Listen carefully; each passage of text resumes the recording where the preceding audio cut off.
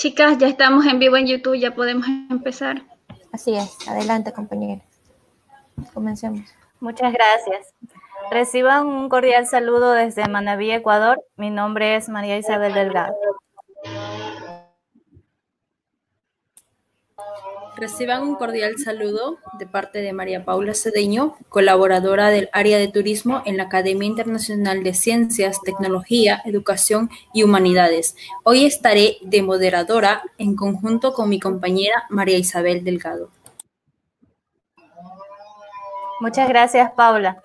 Iniciamos la Conferencia Internacional Patrimonio Natural con las palabras de bienvenida del doctor José Hoyo Rodrigo, presidente de la Academia Internacional de Ciencias, Tecnología, Educación y Humanidades, con sede en Valencia, España. Tiene la palabra, doctor.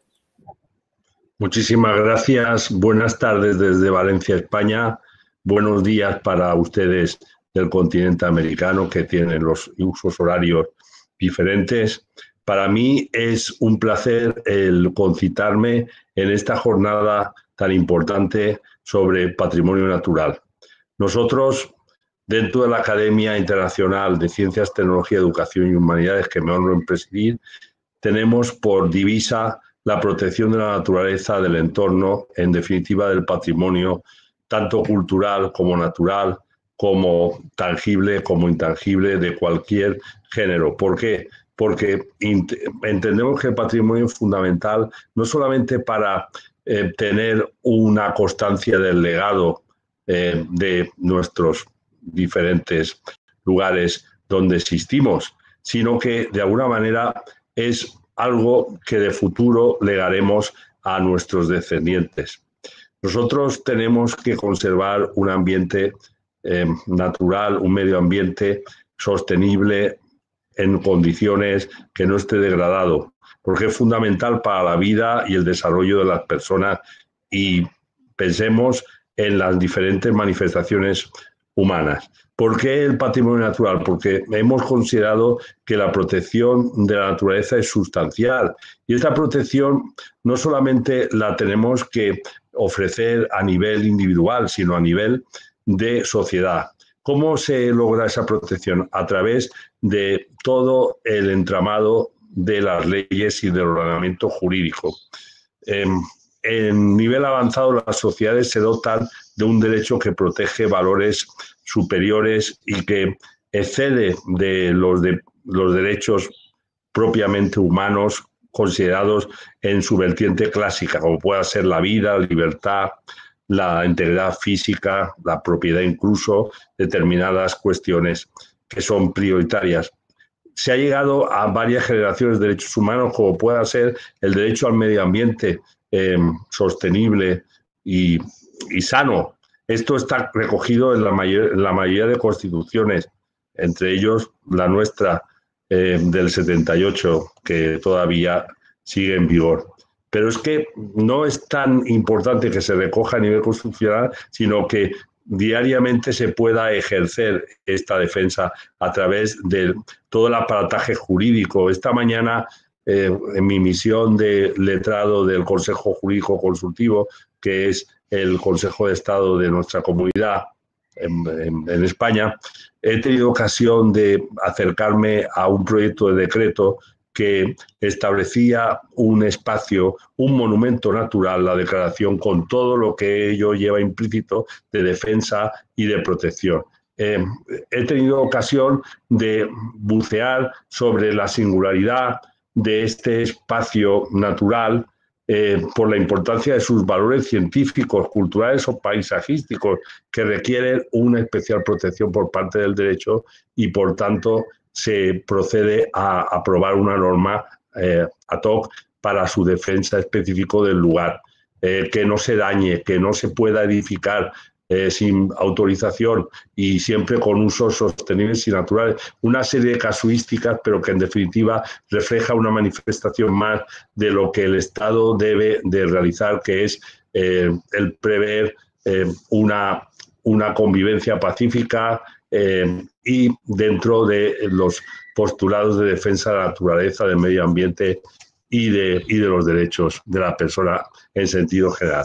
Pues bien, esta conferencia internacional que procedemos a iniciar está imbuida de este espíritu y por tanto se va a concentrar a estudiar diferentes formas de protección, manifestaciones, todas en pro de evidenciar la importancia que tiene el patrimonio cultural y natural, porque al fin y al cabo el paisaje forma parte de un todo que va unido a las demás manifestaciones y desarrollo, por ejemplo, turístico y demás cuestiones propias de la convivencia. Por tanto, todas las reflexiones que dentro de esta academia se realicen serán en pro de mejorar todas las tendencias de la sociedad y de alguna manera establecer conclusiones que nuestro rector, don Omelio Gorroto, tendrá a bien condensar en la clausura. Felicidades, agradeciendo a todos y cada uno de los eximios ponentes que hoy concurren y a todos ustedes que confían en la academia y que se unen a sus manifestaciones. Muy buenos días, muy buenas tardes y queda inaugurada esta Conferencia Internacional de Patrimonio Natural. Muchas gracias. Muchas gracias, doctor José Hoyo Rodrigo, por su acertadísima bienvenida. A continuación, presentamos a la coordinadora general del evento, la ingeniera Alba Orellana.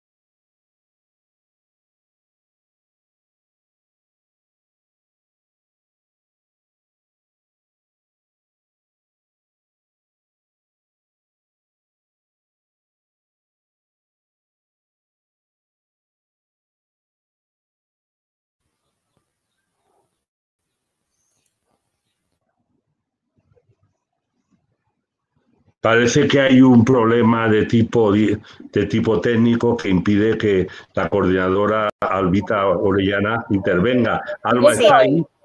¿Sí me vale, escucha? pues adelante. Ok. Hola, por favor, la Un saludo cordial presencia a de cada la uno de ustedes, estimado doctor José Hoyo Rodrigo, presidente de la Academia Internacional de Ciencias, Tecnología, Educación y Humanidades, al grupo de panelistas que nos acompañan el día de hoy y al comité organizador. Soy Alba Orellana, coordinadora de la conferencia internacional del día de hoy, titulada Patrimonio Natural, donde preservar la gran biodiversidad que nos ofrece nuestro planeta es fundamental para el bienestar de la humanidad. Deseando éxitos a cada uno de ustedes en la conferencia del día de hoy. Muchas gracias. Muchas gracias, estimada coordinadora. A continuación, se les recuerda a los asistentes que antes de culminar el evento se enviará el respectivo formulario para el registro de su asistencia, el cual es el único para recibir las respectivas certificaciones.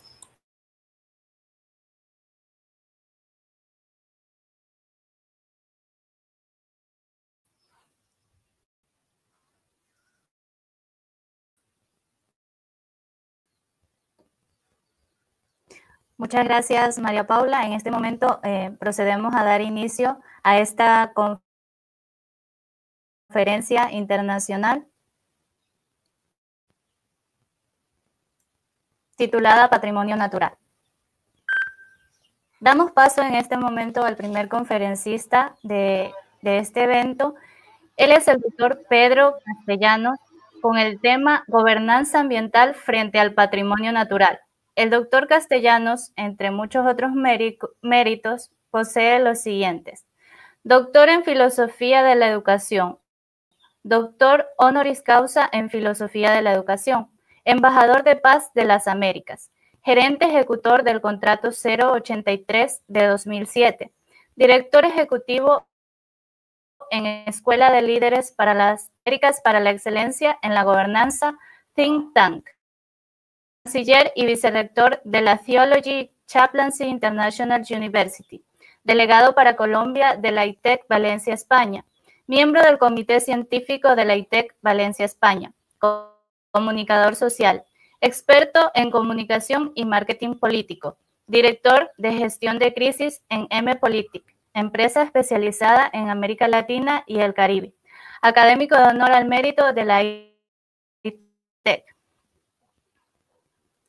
Actualmente está desarrollando un proyecto empresarial y social enfocado en la población vulnerable del país y de América, con la Fundación Hombres de Valor OVA. Damos paso a la presentación del doctor Castellanos. Sea usted bienvenido. Aló, buenos días. ¿Me escuchan? Sí, doctor, perfectamente. Bueno, entonces un saludo muy especial al doctor José Hoyo Rodrigo, presidente de la Academia de Ciencia, Tecnología y Educación y Humanidades, al doctor Omelio Borroto, rector de la Universidad Estatal del Sur de Manabí, al doctor Richard de Argentina, a la ingeniera Jessica Calo, a la ingeniera Gema y a los demás miembros del comité organizador de este importantísimo evento. Me tocó, por gracia de Dios, tratar este tema de la gobernanza frente al patrimonio natural. Pienso que Latinoamérica es una región tan rica como compleja en todas sus formas de patrimonio natural que tiene, ¿sí? Creo que en los últimos años se ha desarrollado una inquietud muy interesante de algunos grupos especiales por tratar de promover la conservación de este patrimonio natural tan necesario para la humanidad. En diferentes conferencias que vengo dictando sobre el tema de la gobernanza ambiental, vengo llamando la atención sobre la necesidad de que evitemos la sobreexplotación de nuestros recursos naturales, la degradación ecológica y los crecientes conflictos socioambientales que se vienen gestando en América, producto, entre otras cosas, hay que decirlo de esa manera, de las grandes multinacionales, las grandes corporaciones que están muy interesadas indudablemente en apropiarse de estos recursos que son fundamentales para la humanidad. En muchas ocasiones se culpa al Estado en nuestros diferentes países como el principal responsable de todos estos problemas. En algunas otras ocasiones se culpan a las comunidades locales y al sector empresarial. Pero pocas veces nosotros nos damos el mea culpa y somos conscientes de que nosotros también somos responsables desde la manera como nosotros vivimos, desde la manera como nosotros tenemos una cultura ambiental en nuestros hogares, desde la manera como nosotros reciclamos los residuos que salen de nuestros hogares, desde la manera como nosotros caminamos por la calle, botando el más mínimo papel o viendo cómo la gente contamina el medio ambiente y nosotros no decimos nada. Comúnmente nosotros creemos que este es un problema de los demás, pero jamás creemos que es un problema nuestro. Queremos gozar de un país maravilloso, queremos gozar de muchos recursos naturales, queremos tener cómo ir a visitar las diferentes regiones de nuestros países, queremos ir a la Concagua y queremos ver que la Concagua siempre está bello, está hermoso, pero desafortunadamente nosotros no hacemos absolutamente nada por tratar de ayudar a mitigar los impactos que el calentamiento global, que la contaminación está generando, lo cual por supuesto que va en detrimento de la conservación de este patrimonio natural. Ahora bien, la gobernanza es una de las áreas más importantes para garantizar la sostenibilidad y la conservación del patrimonio natural. Esto por supuesto visto en el largo plazo. La forma en que las sociedades eligen o como decidimos nosotros cómo vamos a utilizar nuestros recursos naturales, cómo vamos a gobernar esos recursos naturales, tiene unas consecuencias muy profundas en la calidad de vida, primero de las comunidades locales, que son las directamente afectadas, quiero decir con esto, nuestros indígenas, nuestros campesinos, la zona rural. Y por supuesto, posteriormente, la zona urbana, y por supuesto que también tiene un impacto dentro de la sostenibilidad económica de nuestras naciones. Siempre me ha encantado poner un ejemplo del caso Costa Rica, cómo tomaron la decisión de asumir la protección de sus recursos naturales. Costa Rica tiene el 10% del tamaño de Colombia, pero es una potencia en la praxis de lo que es la protección ambiental, de los recursos naturales y del patrimonio natural. Colombia tiene, creo, la legislación ambiental más importante del mundo, la más completa del mundo la tiene Colombia, pero desafortunadamente es letra muerta porque es solamente teoría. ¿Por qué? Porque lamentablemente es fundamental entender los procesos que la gobernanza y los marcos habilitantes para una gestión participativa de nuestro patrimonio natural generan un paso esencial hacia la sostenibilidad. Nosotros venimos destacando la diferencia de hablar entre gobierno, gobernanza y gobernabilidad. Generalmente las sociedades y los estados en Latinoamérica hablan solamente de gobierno y gobernabilidad. Y pues vemos que la gobernabilidad es bien pobre en la mayoría de nuestros países. ¿Qué quiero decir con esto? Los resultados de los gobiernos son muy tristes. Generalmente cada 4 o cada 5 años que se eligen nuevos gobiernos, se crean unas políticas que son políticas temporales y no hay una política de Estado. Quiero decir, no existen unas políticas de largo plazo porque no existe planeación. Y no existe planeación porque no hay participación de la sociedad civil. La sociedad civil sigue creyendo que esto no es con ellos, se limitan a elegir a una persona y después no les importa si gobierna bien, si gobierna mal o cómo gobierna. Entonces, los gobiernos no tienen un feedback, los gobiernos no tienen quien realmente les pueda estar haciendo ese filtro. No hay organizaciones veedoras importantes y fundamentales, hay unas pocas y nosotros también nos recargamos en ellas. ¿Por qué? Porque como no hemos entendido que la gobernanza no es otra cosa que el cúmulo de principios, de valores, de moral, de transparencia, de planeación, entonces pues desafortunadamente nosotros creemos que esto no es con nosotros. Ahora bien, el término gobernanza se refiere a las interacciones entre las estructuras, los procesos y tradiciones que determinan cómo se ejerce el poder y las responsabilidades, en este caso enfocado en el tema ambiental. ¿Sí? Cómo se toman las decisiones y cómo debemos intervenir los ciudadanos y los demás actores. Quiero decir, aquí determinamos cómo interviene el Estado a través del gobierno, la nación a través de los ciudadanos a través de las organizaciones no gubernamentales, las asociaciones, las asociaciones de campesinos, los organismos de control, las organizaciones multilaterales que de alguna manera fiscalizan, ¿sí? Desde lo internacional.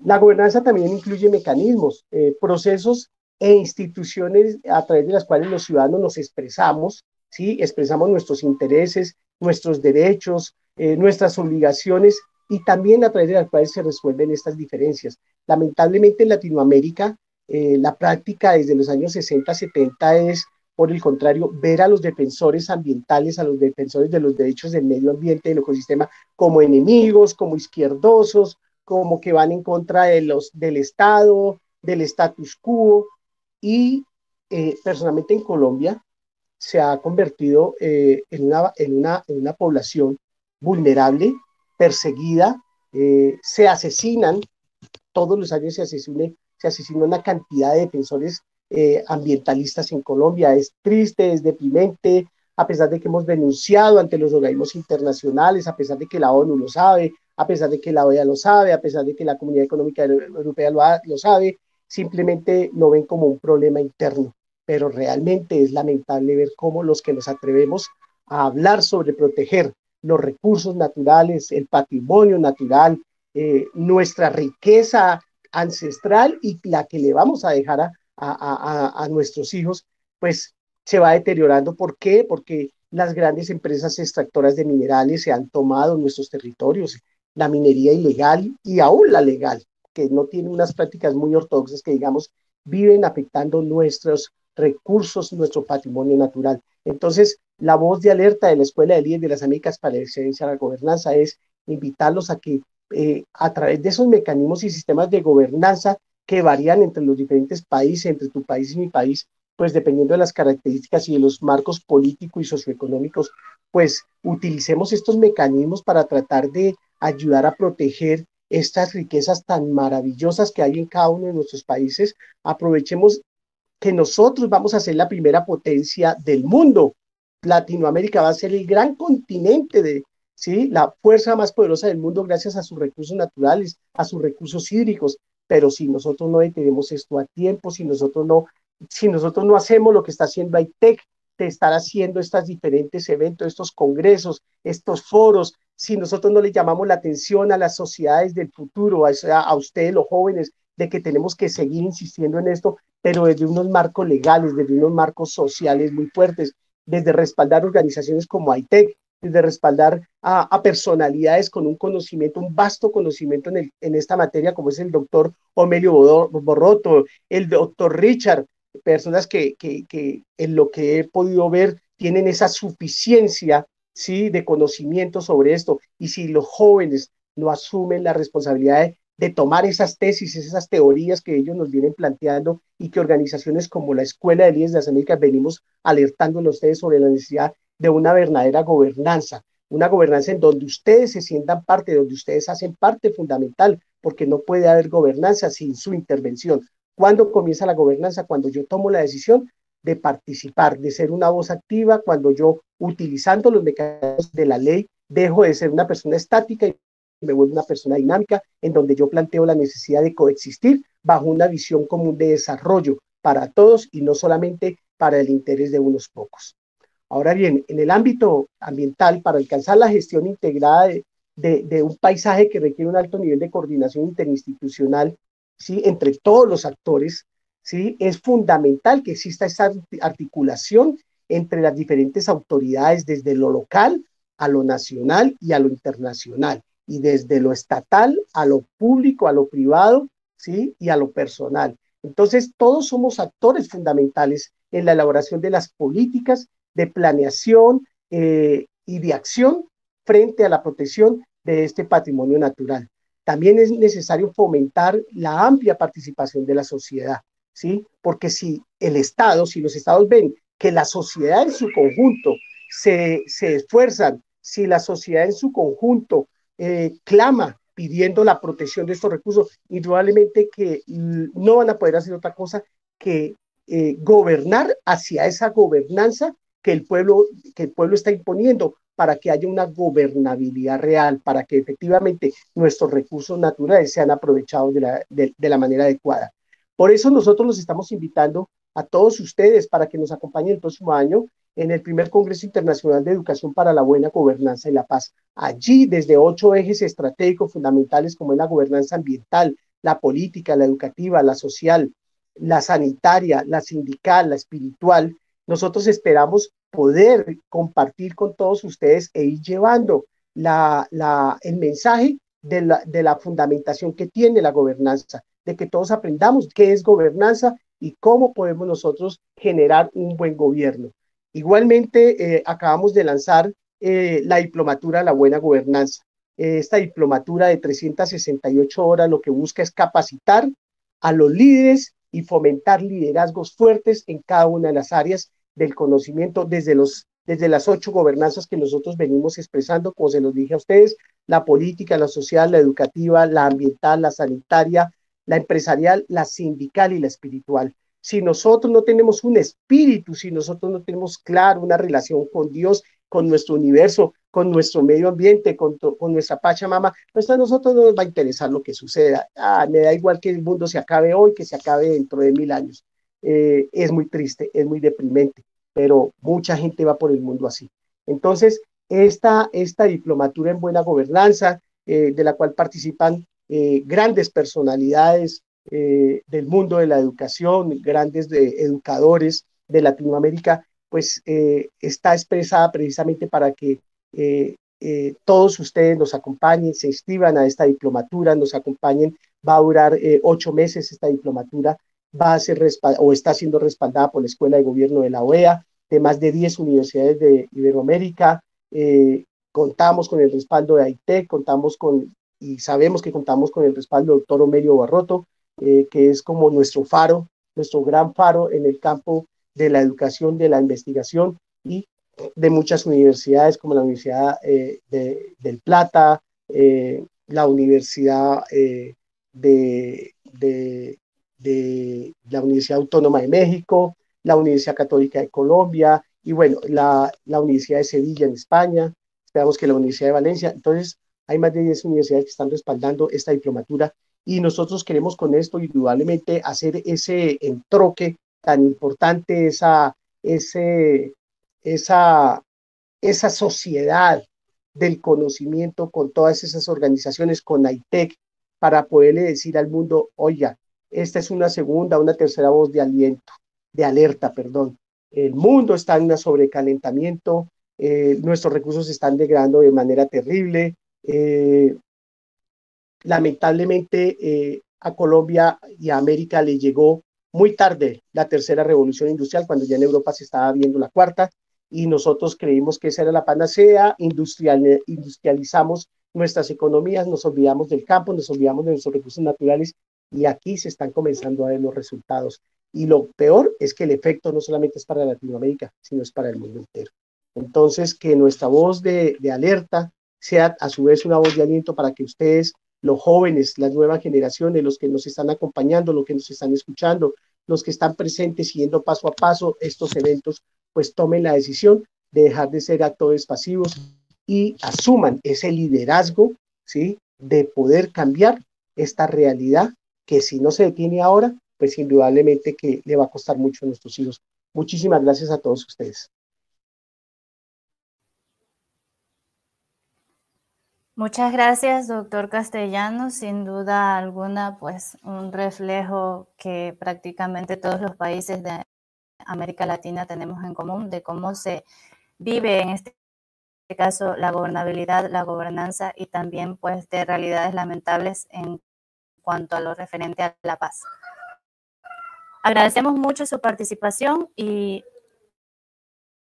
a continuación damos paso a la siguiente conferencia de este evento.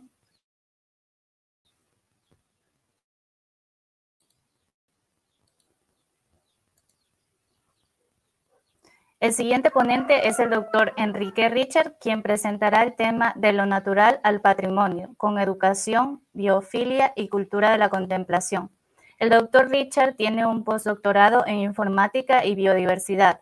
Es doctor en ecología, especialista en educación superior, licenciado en biología, miembro de la IUCN Species Survival Commission, consultor internacional, docente investigador de grado y posgrado en diferentes países desde hace 35 años. Posee más de 600 publicaciones. Actualmente es rector del Centro de Investigación, Desarrollo y Educación Ecuador-Bolivia. Docente investigador de grado y posgrado en Bolivia y Ecuador. Director y conductor de la Academia Café Virtual Científico y Cultural, programa de divulgación científica. Doctor Richard, por favor, tiene la palabra.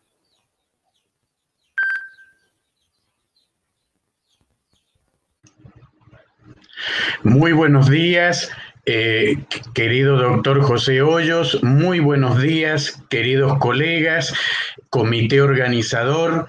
Un cordial saludo desde Calceta, Ecuador. Y, por supuesto, un cordial saludo también a toda nuestra dilecta audiencia que nos está escuchando en estos momentos. Bien, tengo una tarea, siempre me piden tareas que son cuasi imposibles de cumplir. En este caso me dijeron que tratara este tema a más tardar en 15 minutos. Y la verdad es que es complicado, bien complicado. No sé si se ve la imagen. Sí, doctor, puede continuar. Perfecto, muchísimas gracias entonces. Bien, vamos a ir al punto, de lo natural a lo patrimonial, con educación, biofilia y cultura de la contemplación. En esto está involucrada esa frase que está en la diapositiva. Nadie ama lo que no conoce, y lo que no se ama no se cuida, no se conserva. Entonces, en esa frase está un poco la clave del tema de el día de la fecha. Y el desafío, como les comentaba, es veremos si me sale en 15 minutos. Bien, como comenté en el saludo respecto a la paz, actualmente la humanidad está afrontando un montón de problemas. Y dentro de estos problemas estamos afrontando los inherentes a lo que es lo natural. Tenemos la sexta extinción, tanto de animales como de plantas, que es una extinción que por su tasa acelerada es una de las tasas más altas que han habido en toda la historia del planeta. Y sin embargo, frente a esto, en lugar de estar tomando medidas que sin embargo me pueden decir no, pero hay que las legislaciones, que en realidad que las Naciones Unidas, que la WWF, correcto. Pero en el corazón de las personas esto todavía no ocurre. Y sumado a eso tenemos que la madre de todos los problemas ambientales es la explosión demográfica. Estamos actualmente con casi 8.000 millones de personas y la capacidad de carga planetaria son 10.000. O sea que estamos a punto de llegar a esa capacidad de carga planetaria. Y como les decía, frente a esto, ¿cuál es la posición del ciudadano de a pie? La que estamos viendo en pantalla. Abstraídos totalmente de la realidad. Es como si todos estos problemas no existieran. Y el celular es lo más importante. La selfitis, hemos hecho un culto a la selfie porque evidentemente nuestro rostro es más importante que el planeta. Algo que nuestro amigo Stephen Hawking, que en paz descanse, lo llamó el fin de la humanidad por la estupidez. Y efectivamente es así. Sumado a esto tenemos otros problemas globales como esta afirmación de Aki Kaurismäki, que es totalmente cierta. El planeta nunca tuvo tantos sociópatas e idiotas en el poder. Y la prueba de todo esto simplemente emerge de mirar quiénes son los presidentes de toda América, desde Estados Unidos de Norteamérica hasta Tierra del Fuego, y veremos que tiene razón. Frente a esto, también nos enfrentamos a este problema que ahora está inundando también las redes sociales, la pseudociencia. Hace 2300 años atrás, Eratóstenes, con una vara, sombras y triángulos, midió la circunferencia terrestre y se equivocó, si mal no recuerdo, por algo así como 30 metros. 2300 años después de Eratóstenes, la Tierra vuelve a ser plana. Fantástico, estamos muy bien, ¿eh? Por otro lado, una de las reservas de alimento más grandes del planeta, el Océano Pacífico, tiene una cuenta regresiva. Y esta mancha es la que lo muestra. ¿Qué muestra esta mancha? Cesio 137, un compuesto radioactivo que viene emanando desde Fukushima y que no ha dejado de emanar y que está envenenando todo el Océano Pacífico, con lo cual nuestros días de supervivencia cada vez están más contados. Como les había dicho, la capacidad de carga planetaria va a quedar superada cuando lleguemos a los 10.000 millones de personas y hoy estamos en 8.000. Es decir, que estamos muy cerca de ese punto. Sir David Attenborough también lo mencionó y lo dijo claramente. Los humanos son la plaga del planeta. Y la perspectiva es esta. Cuando hablamos de patrimonio natural, es esta. Nos estamos comiendo literalmente el patrimonio natural. ¿La idea cuál es? La idea es un equilibrio entre lo ecológico, lo social y lo económico. Un equilibrio que incluya sostenibilidad. De otra manera, no hay futuro. Y cuando hablamos de lo natural, ¿Cómo lo natural se convierte en patrimonial? Bueno, aquí he tratado de resumirlo en una sola diapositiva y por motivo de tiempo vamos a hacerlo corto. Todo empieza por el principio. ¿Y el principio cuál es? Observar la realidad desde un marco teórico, la investigación. ¿Por qué es necesario investigar? Porque si yo no investigo, no percibo cuál es ese patrimonio. Entonces la investigación me permite, número uno, conocer la naturaleza, hacer la puesta en valor, interpretar esa naturaleza. El segundo paso es que esa investigación no quede limitada a un paper, que la lleve a un aula y que forme estudiantes con esa temática. El tercer paso, distribuir ese conocimiento a nivel planetario en un lenguaje coloquial, sencillo, que la sociedad lo pueda entender a través del pilar de la extensión o vinculación con la sociedad. El cuarto paso, activar ese patrimonio. Cuando los políticos, el ente político y la sociedad que presiona para eso, gestionan que ese patrimonio sea activado y se convierta en el quinto paso, que es aceptar el objeto patrimonial y convertirlo en un bien cultural. Bien, todo esto es parte de este ciclo de la investigación científica, que no lo voy a explicar porque se me va a ir todo el tiempo, pero está resumido en esta frase que tenemos aquí: investigar para conocer. Yo no puedo conocer si no investigo. Conocer para educar.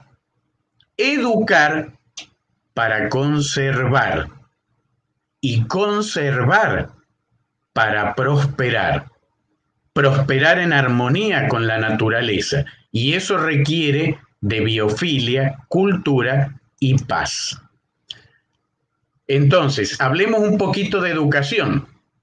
Concretamente, lo que está de moda es este tema, la educación ambiental, que como dice esta diapositiva son dos palabras, pero dos palabras.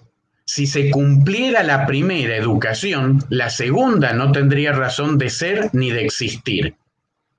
Cuando hablamos de educación, tenemos que distinguir también entre lo que es el alfabetismo estructural y el alfabetismo funcional, porque nuestros políticos lamentablemente se llenan la boca diciendo mi país tiene analfabetismo cero, pero se refieren al estructural y ese no le importa a nadie.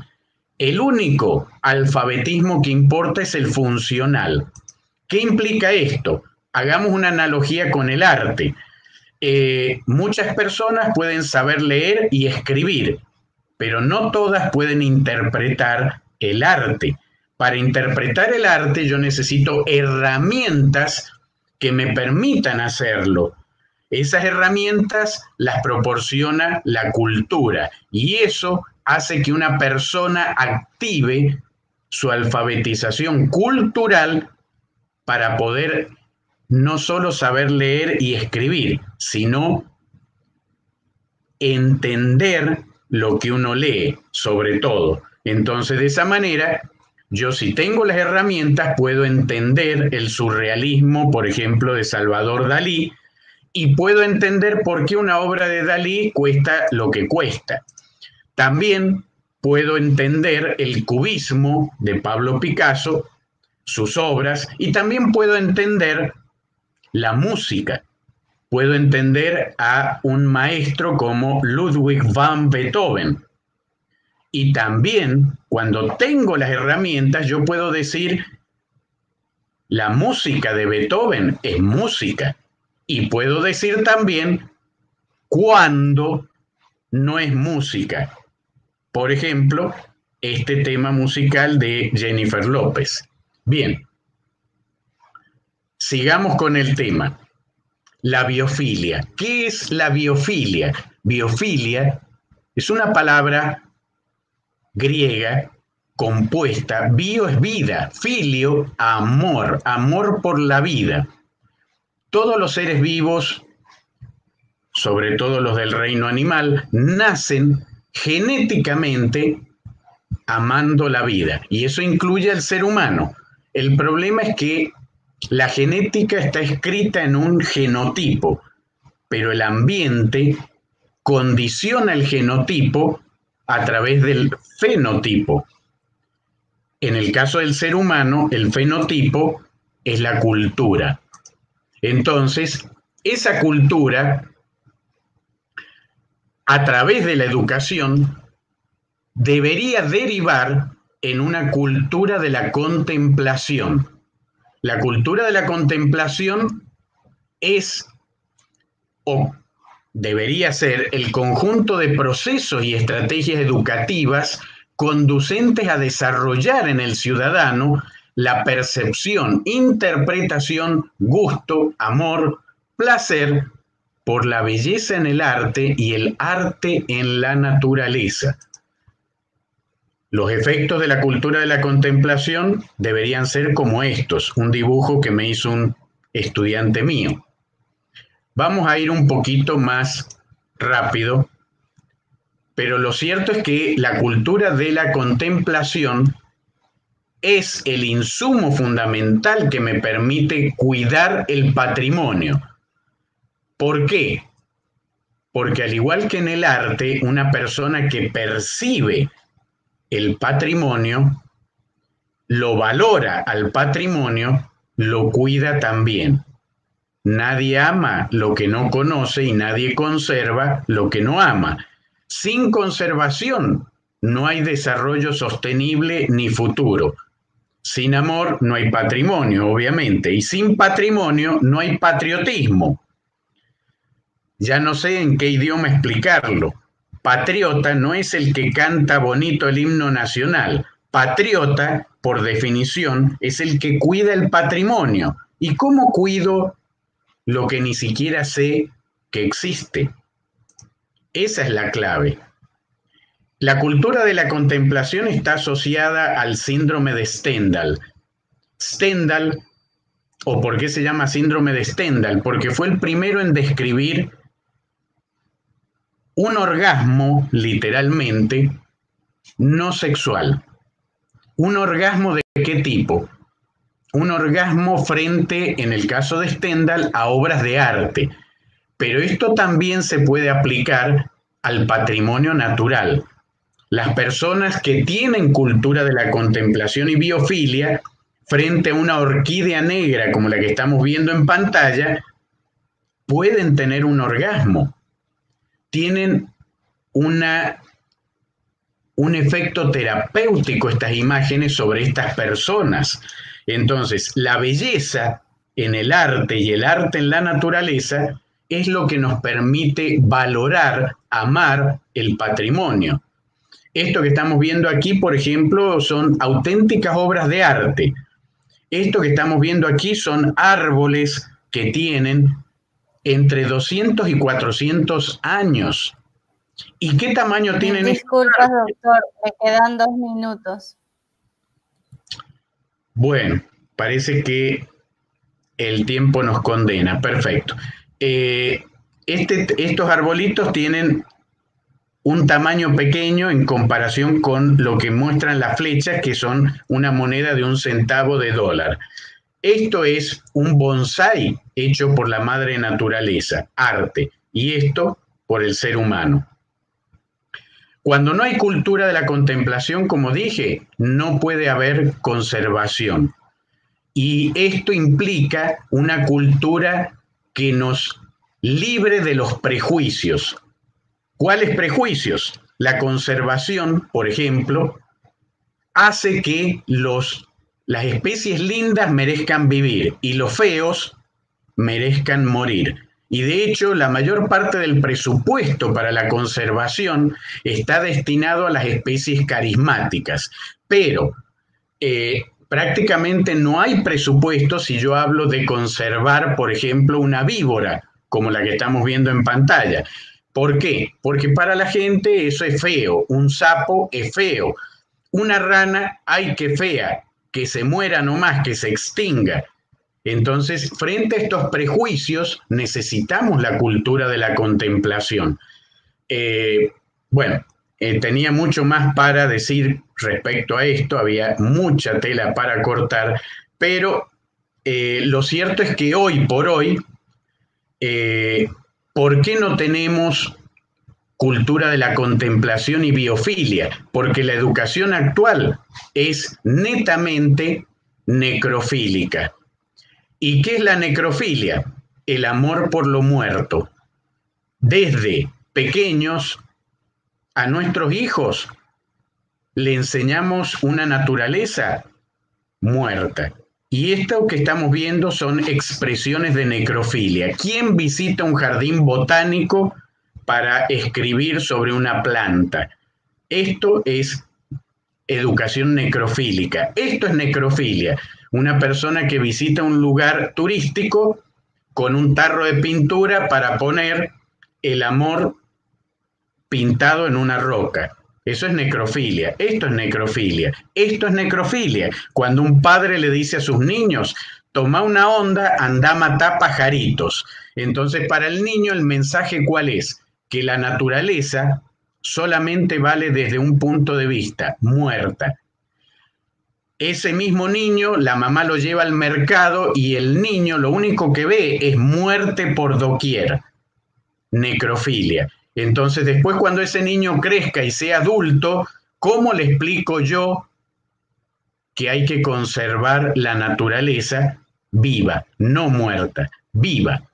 Bueno, es una tarea titánica, luchar contra la necrofilia y fomentar la biofilia. Y esto pasa por una educación descontextualizada, donde los docentes le enseñan al estudiante en forma verticalista, dogmática, doctrinaria, y en este círculo vertical, la naturaleza, nuestro patrimonio natural, queda totalmente excluido de la ecuación.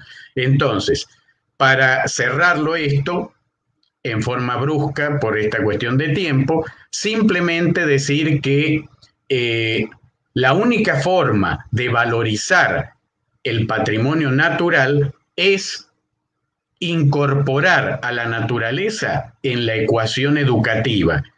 Aulas abiertas, conocimiento compartido. O hacemos esto, o no nos va a quedar naturaleza para conservar. ¿Dónde leer más al respecto? Bueno, aquí tenemos un libro que escribí con la doctora Contreras y una serie de artículos que quedan a disposición para profundizar con este tema que lo he tocado muy puntualmente por motivos de tiempo. La pregunta final, ¿dónde me encuentran a mí? Muy fácil, de esta manera.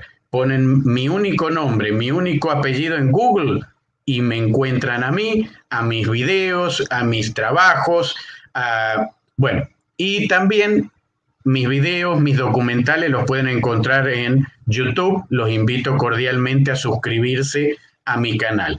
Bien, dicho esto, muchísimas gracias y mil disculpas por el tiempo robado.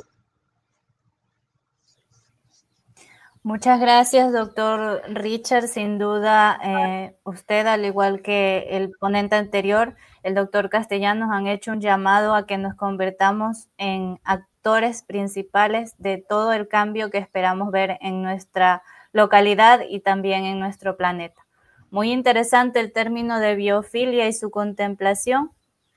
Y ahora, pues, quisiéramos recordar a los asistentes que antes de que termine el evento se pasará el link de un formulario en el cual deben registrar su asistencia para ser acreedores del certificado que gustosamente el comité organizador de este evento emitirá.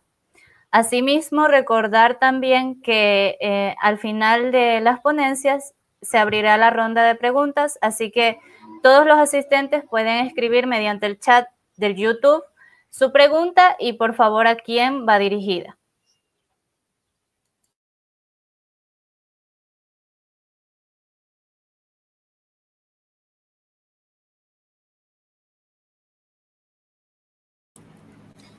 A continuación tenemos la presentación de la ingeniera Gina Dicir García Hidalgo con el tema Patrimonio Natural en Ecuador, estrategias de conservación de la biodiversidad y la contribución de las comunidades locales.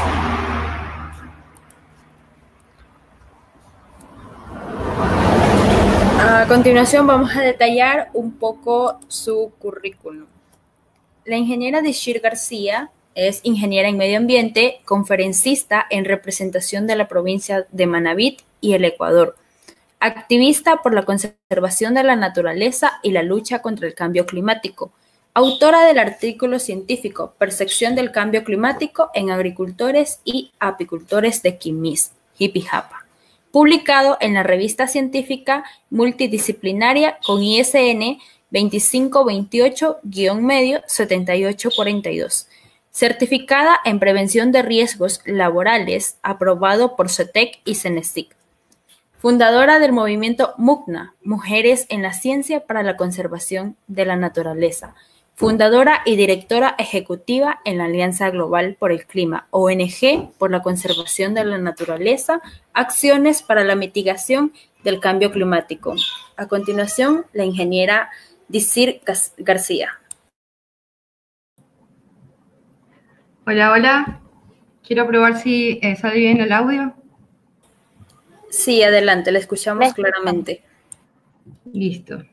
Bueno, primero muchísimas gracias por la invitación. Es la primera vez que estoy dentro de esta plataforma. Un gusto estar con ustedes y maravillada de estar representando hoy al género femenino en este panel de conferencia. Voy a empezar en honor al tiempo. Me avisan si la pantalla se puede compartir. Un momentito.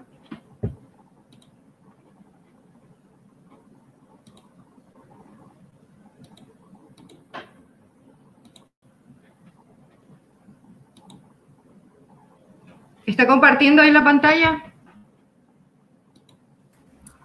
No, más ingeniera.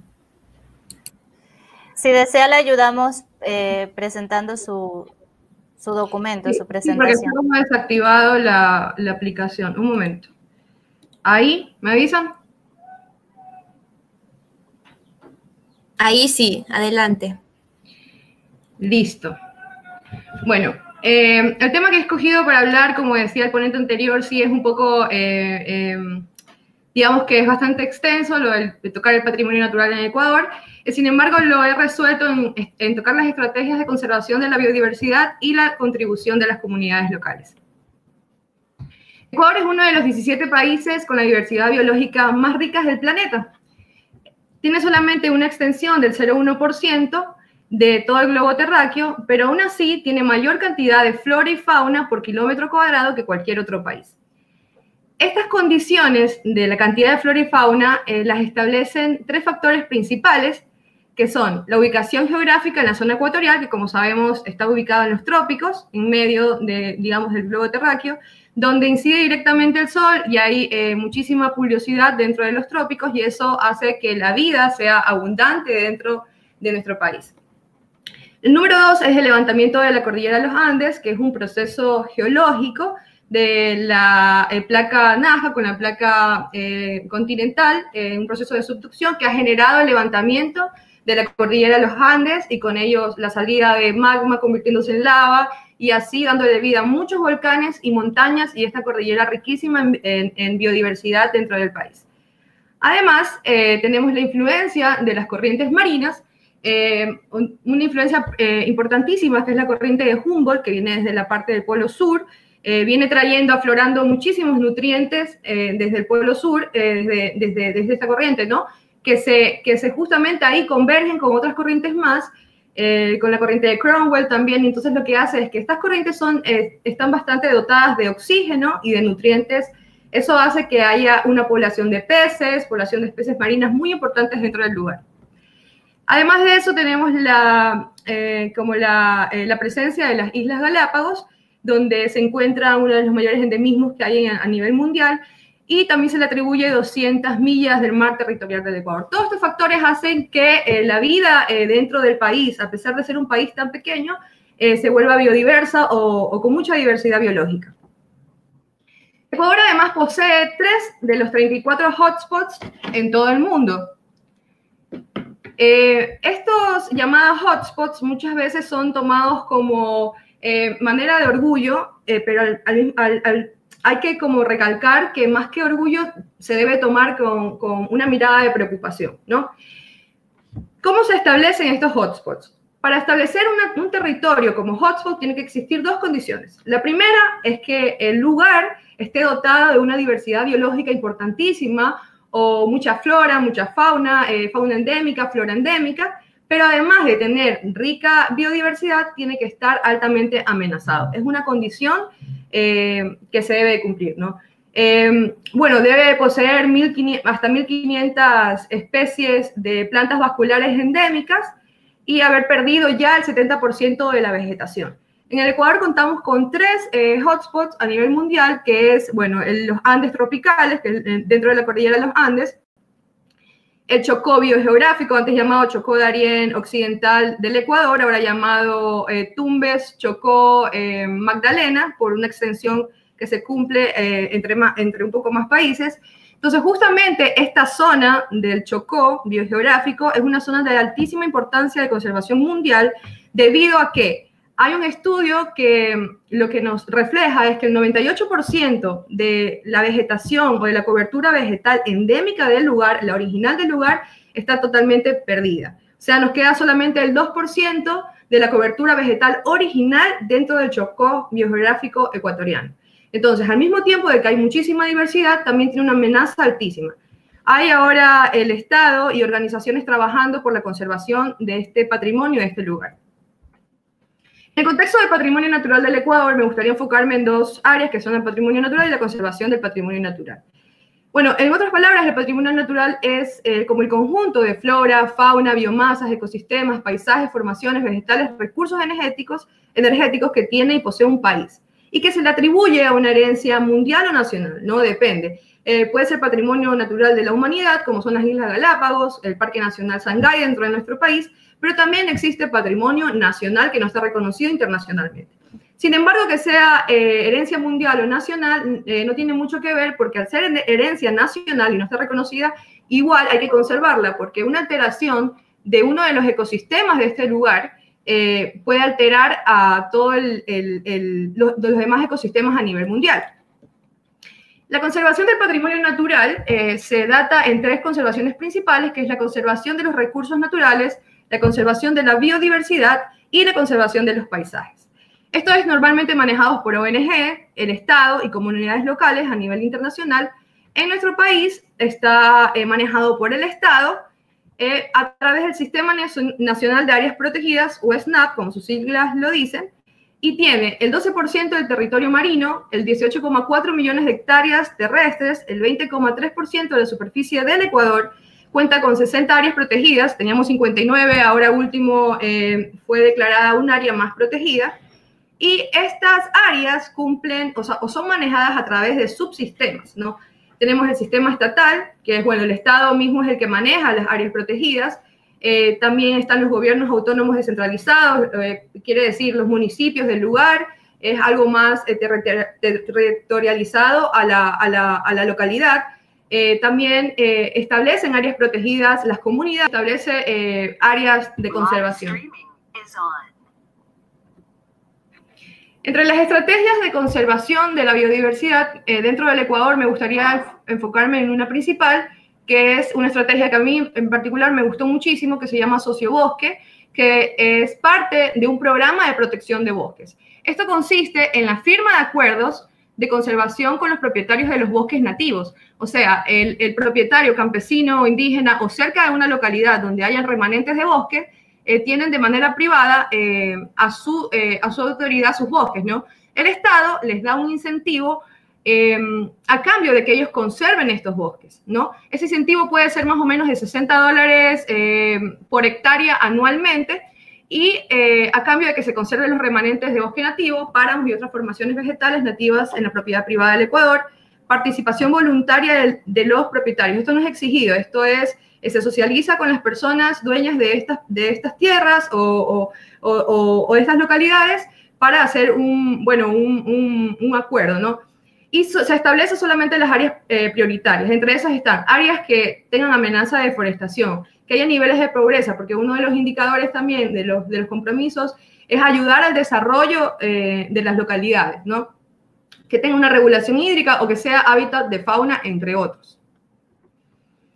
Ahora voy un poco con la contribución de las comunidades locales a la conservación. Voy a presentar 3 casos específicos de estudios, son 3 comunidades. Yo sé que hay muchísimas más, pero en este caso son 3 dentro de mi territorio, de mi provincia. La primera se dedica a la conservación de biodiversidad, es un proyecto que yo también trabajé, que tuve experiencia. La segunda es una comunidad que se encarga de la conservación de biodiversidad y uso sostenible de sus recursos. Y la tercera es una comunidad que se dedica a la conservación de la biodiversidad mediante el turismo sostenible. Entonces vamos a ver un poco cuál es la importancia y la contribución de las comunidades locales al patrimonio natural, a la conservación de este patrimonio. Esta es la comunidad de Puerto Cabuyal, que queda en San Vicente, dentro de Manabí. Es una comunidad, si ven aquí señalada la carretera en amarillo, para entrar a la comunidad hay que entrar por un camino de tierra hasta llegar acá, a Puerto Cabuyal. Esta es una comunidad que no tiene acceso total a la educación tiene obviamente poca accesibilidad a los servicios básicos. Entonces, tiene 30 familias, más o menos 150 personas, y se dedican netamente a la pesca. Y a la agricultura es como un medio de vida secundario que tiene. Dentro de esta comunidad se insertó en un proyecto que se llama, que está dedicado a la conservación de tiburones dentro de la costa ecuatoriana, en específico el tiburón martillo, una especie que se llama Sphyrna lewini, que justamente está amenazada y está en peligro crítico por determinado por la UICN.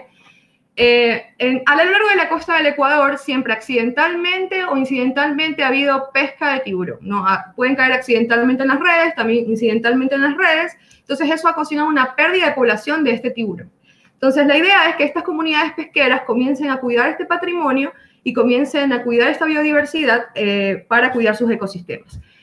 Este proyecto lo que hizo es dar información, o sea, no solamente se dedicó a investigar, sino que el proyecto hizo parte a la comunidad de este proyecto de conservación. Porque si bien es cierto, si la comunidad no es parte, es muy poco probable que el proyecto sea sostenible.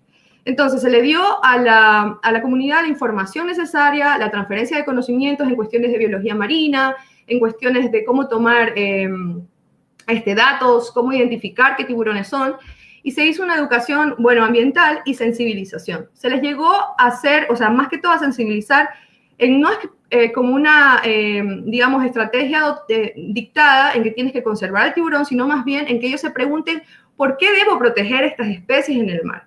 ¿Qué gano con proteger estas especies en el mar? Y es ahí, en la forma donde ellos pueden llegar a sensibilizarse, ¿no? Porque al saber ellos que la especie de tiburón martillo está arriba de la cadena alimenticia entre las especies marinas, si este sufre un desequilibrio, todos los peces de abajo, todos los peces de la cadena van a sufrir un desequilibrio.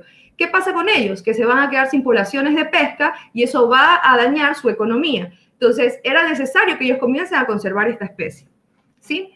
Dentro también del proyecto, lo que se hizo fue participación ciudadana. Esto es importantísimo dentro de los proyectos de conservación de patrimonio natural, porque la comunidad y todos los actores deben de sentirse partícipes para comenzar a conservar. Entonces, se los involucró en la toma de datos, ¿no? Aquí estoy yo, en este caso, con un pescador llamado Jimmy, tomando los datos de un tiburoncito que no pudimos salvarlo. Ellos apoyaban a la investigación. Este es el hijo de Jimmy, del pescador, que también es pescador, tratando de revivir un tiburón y dejándolo otra vez dentro del agua, ¿no? Que había caído en sus redes accidentalmente. Y luego de esto, los resultados de este proyecto es que gracias a todo, al involucrarlos y a la sensibilización que se les dio, ellos terminaron conservando el tiburón martillo. Y además, ahora último, se están conservando las tortugas marinas. Recién se hizo un curso de monitoreos para niños, para que ellos aprendan a conservar las tortugas y se involucren un poco más en las especies que están en su propia localidad, ¿no? Todo esto se transforma a una pesca sostenible que quizás no hubiera llegado de otra forma si no es involucrando a la comunidad. Ingeniera, disculpe que le interrumpa, se le comunica que le quedan aproximadamente 2 minutos. Ya, listo, gracias. Ya, luego de esto tenemos Agrocafé Tabuga, que es una comunidad de Jama Pedernales. Esto nace en el 2016 con un grupo de agricultores en fincas en zonas de interfaz entre la frontera agrícola y los bosques de Jama. O sea, ellos estaban justamente alrededor de una zona de amortiguamiento donde están bosques nativos. No, entonces ellos lo que quisieron hacer es un punto de encuentro entre la necesidad de mejorar sus ingresos y al mismo tiempo recuperar y proteger los bosques de Jama. Entonces comenzaron a sembrar el café bajo sombra, que sí, bueno, es conocido porque se asocia con especies nativas y forestales de esta forma, ¿no? Acá está el café y hay diversidad biológica en la forestación. Esto con el fin de reducir la presión agrícola por expansión en los bosques. Esta es una foto real del lugar. Ven que hay especies frutales, hay plátano y el café está acá abajo, ¿no? Supuestamente el café, o verídicamente el café de mejor calidad, también se hace bajo sombra. Este involucramiento tiene 6 comunidades de Jama, 3 comunidades de Pedernales y tienen un gran rango de acción. La tercera comunidad es la comunidad que se dedica al turismo sostenible a través de la conservación de la naturaleza. Son 86 familias que conviven con bosque seco, el bosque nublado y el matorral espinoso. Ellos se encuentran en una cordillera importantísima dentro de nuestra costa ecuatoriana que se llama Chongón-Colonche y además está dentro del Parque Nacional Machalilla, ¿no? Que es un parque también categorizado dentro del sistema de áreas protegidas. Ellos ahora último, son los primeros en haberse registrado en la Base Mundial de Territorio de Vida TICAS, que son territorios que están dedicados a la conservación de la naturaleza a través de sus comunidades indígenas o sus comunidades locales. La comunidad de Agua Blanca cambió la extracción de madera para hacer carbón por la conservación y el turismo comunitario como sus principales medios de vida, ¿no? Ellos dejaron de hacer esto, dejaron de sustraer la madera, de quemar la madera y convertirla en carbón para vender, o sea, inagotablemente pensando que son sus recursos. Y gracias a que en los fenómenos del Niño de los años 80 y 90 sacaron a la luz más de 600 vestigios, ¿no? Los vestigios, todos estos patrimonios culturales que tenían sus orígenes, salieron a la luz después del fenómeno del Niño, o sea, a través de la lluvia, comenzaron a aflorarse en la tierra. Entonces, lo que hicieron ellos es comenzar a identificarse con ese patrimonio natural y lo que quisieron hacer es volver a sus orígenes, volver a cómo sus ancestros cuidaban la naturaleza, cuidaban la tierra y tenían maneras sostenibles de conservar la naturaleza. Entonces, este es otro gran aporte de las comunidades, importantísima, conocida también a nivel nacional. Ellos solamente a través del turismo y a través de, bueno, de la entrada, conservan también su comuna o conservan también toda esta área de bosque que ellos tienen protegido a través de forma privada y comunitaria. O sea, ellos mismos establecen sus propias leyes bajo el régimen del Parque Nacional Machalilla, obviamente con regulación internacional de protección de bosques, de zonas protegidas.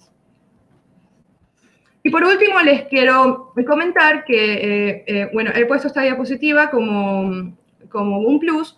Es un trabajo que hicimos con la Alianza Global por el Clima, que es la organización a la que pertenecemos dentro de mi provincia. Lo que hicimos es tratar, bueno, lo que les quiero explicar aquí es que es muy importante tratar de hacer que converjan estos dos conocimientos, el saber ancestral y el conocimiento científico. Ninguno puede funcionar aislado para una conservación exacta de la naturaleza, para una conservación exitosa de la naturaleza. En esta comunidad lo que hicimos fue dotar de herramientas y conocimientos a los pobladores de la comunidad de Yasuní, que está en la Amazonía ecuatoriana, a través del microscopio, que comiencen a ver la biodiversidad, los recursos que tienen ellos a su alrededor, para que comiencen a protegerlos, para que comiencen a conservarlos. También hubo espacios compartidos intergeneracionales y también se le dio un curso de monitoreo de biodiversidad a los niños para que ellos también sean involucrados. Por último, los certificamos y los hicimos responsables de conservar sus propios recursos. En conclusión, la conservación efectiva del patrimonio natural depende no tan solo en que estén gestionadas las políticas de conservación, sino también desde la percepción y realidad de los territorios y comunidades locales, para darle sostenibilidad a la conservación, pues los cambios de gobiernos y políticas son inminentes a través del tiempo, al igual que los acuerdos de conservación. Pero una comunidad dotada de herramientas podrá transferir sus prácticas y conocimientos durante varias generaciones, que se mantendrán al cuidado y protección de la biodiversidad, de la conservación de la biodiversidad. Solo así vamos a garantizar el patrimonio natural de nuestro planeta, aunque nuestra generación deje de existir. Y por último, esta es mi información de contacto y muchísimas gracias. Muchas gracias a usted, ingeniera Dishir García, por su valiosa aportación referente a patrimonio natural en Ecuador, estrategias de conservación de la biodiversidad y la contribución de las comunidades locales. Se le recuerda a los asistentes que quienes estén interesados en formar parte de la familia iTech pueden solicitar información en el correo asignado en los chats de la plataforma YouTube. A continuación tenemos la presentación de nuestro colaborador, el licenciado Freddy López, con el tema Patrimonio Natural en Manabí. El licenciado Freddy López, graduado como licenciado en Turismo en la Universidad Laica Eloy Alfaro de Manabí, Uleán. Estudios en la Escuela de Neurociencias y Negocios en la ciudad de Quito. Estudios de Gestión Cultural de la Universidad Andina Simón Bolívar. Mención en Patrimonio. Estudios de Gestión Cultural en el proyecto Pacari Pacha del Ministerio de Cultura y Patrimonio del Ecuador. Actualmente, el ingeniero Freddy López es mediador del Centro Cívico Ciudad Alfaro, ubicado en el Cantón Montecristi. Gestor turístico y cultural, capacitador de varios proyectos turísticos y culturales, colaborador en la Escuela Latinoamericana de Formación e Innovación y Liderazgo, colaborador de la Academia Internacional de Ciencias, Tecnología, Educación y Humanidades. A continuación, damos paso a nuestro conferencista. Buenas tardes, buenos días, buenas noches, dependiendo del uso horario. ¿Me confirman si se escucha, por favor? Sí, compañero, le escuchamos fuerte y claro. Perfecto, listo. Entonces, me ayudan con las diapositivas para empezar la...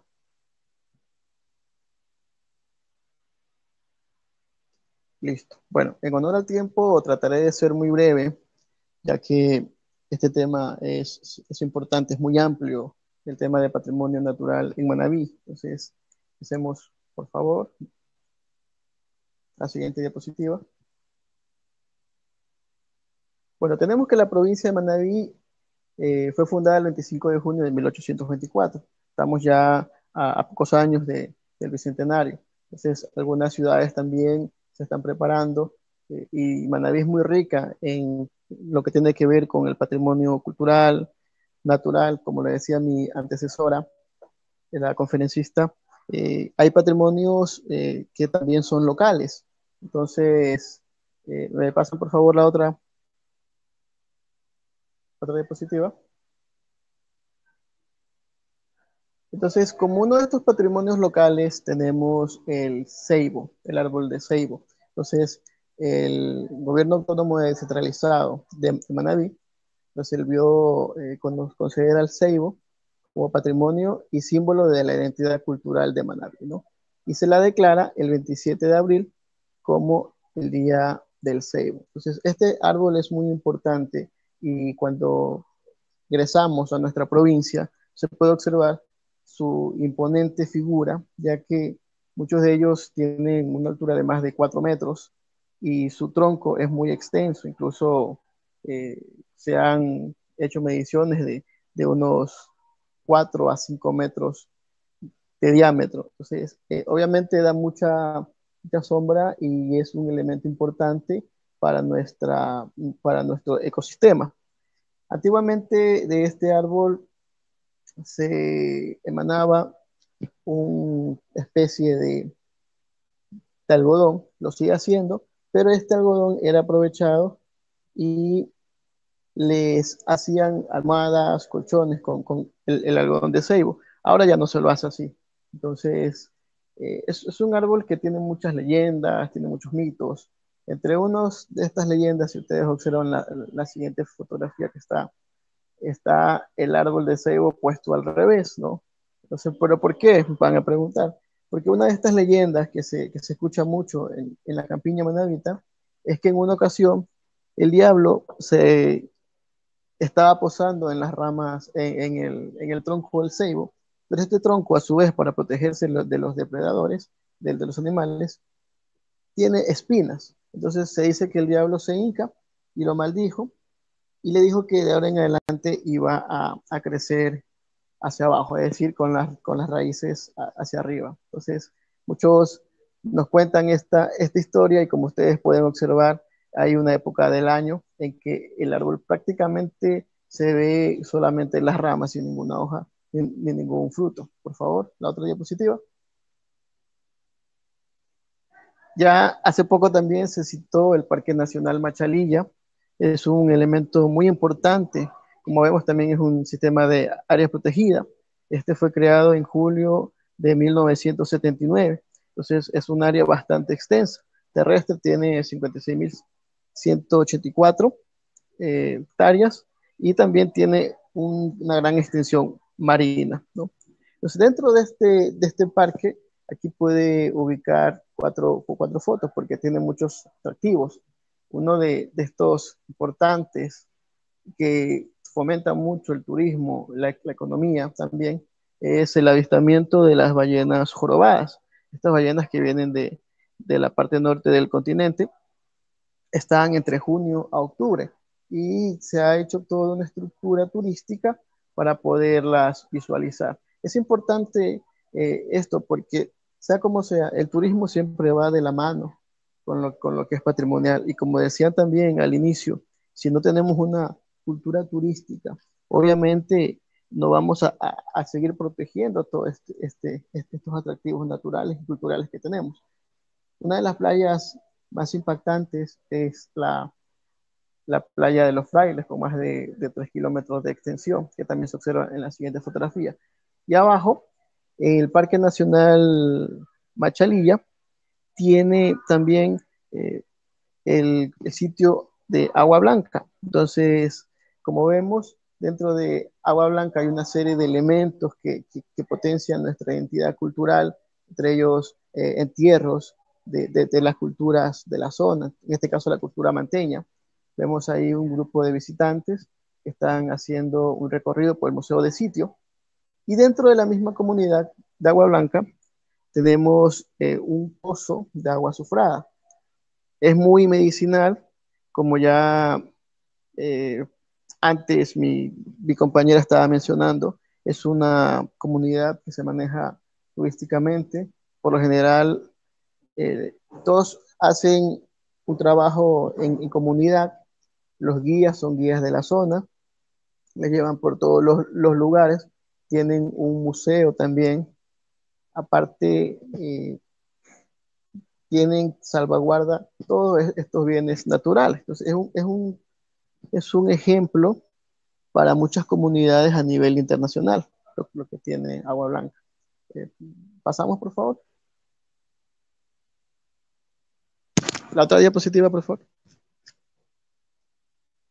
Un poco más hacia donde yo vivo, yo radico en la ciudad de Manta, tenemos otro refugio que es Vida Silvestre Marino Costera Pacoche. Ubico aquí dos elementos interesantes. Uno, que es una tortuguita, ¿no? Entonces, dentro de esta zona, en la zona de San Lorenzo, tenemos un faro que es el que vemos en la foto. Es un atractivo que los habitantes de esta zona se han prácticamente apropiado. Enhorabuena, porque siempre lo están cuidando. Aparte, esta comunidad, el municipio de Manta, le está dando mucho apoyo y se está calificando para ser reconocido como pueblo mágico, que obviamente va de la mano con toda una serie de requisitos. Dentro de esta comunidad de San Lorenzo, también podemos observar el nacimiento de tortugas, en este caso las tortugas verdes. Y es un hecho que se da todos los meses para diciembre prácticamente. Entonces cientos de tortugas nacen. Obviamente es una labor muy importante que hace el MAE, el Ministerio de Ambiente, para proteger esta especie que en cierto caso está amenazada. También es muy importante que dentro de este nacimiento se tiene que tener muy en cuenta la mínima colaboración del hombre. ¿Por qué digo? Porque se dice que cuando una tortuga nace, esta tortuga busca el camino por donde la mamá prácticamente ha ido, pero si en ese camino ya viene la urbanidad y ubican carreteras o una u otra forma, algún elemento que no pueda pasar, esta tortuga tal vez le cogen, le pasan al mar, pero ya no va a recordar el camino de regreso y prácticamente nunca va a regresar a la zona de su nacimiento. Esto es lo que le hace también muy importante y tenemos que tener mucho cuidado para salvaguardar este elemento muy importante. Pasen, por favor, la siguiente. Entonces aquí vemos que esta comunidad de San Lorenzo y también el sitio de Liwiki es una comunidad que está teniendo apoyo por los gobiernos de turno, en este caso el gobierno autónomo descentralizado de Manta.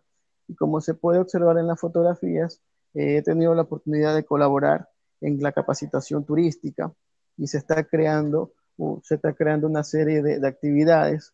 ¿Para qué? Para que el pueblo, para que la comuna se apropie de su identidad y la proteja.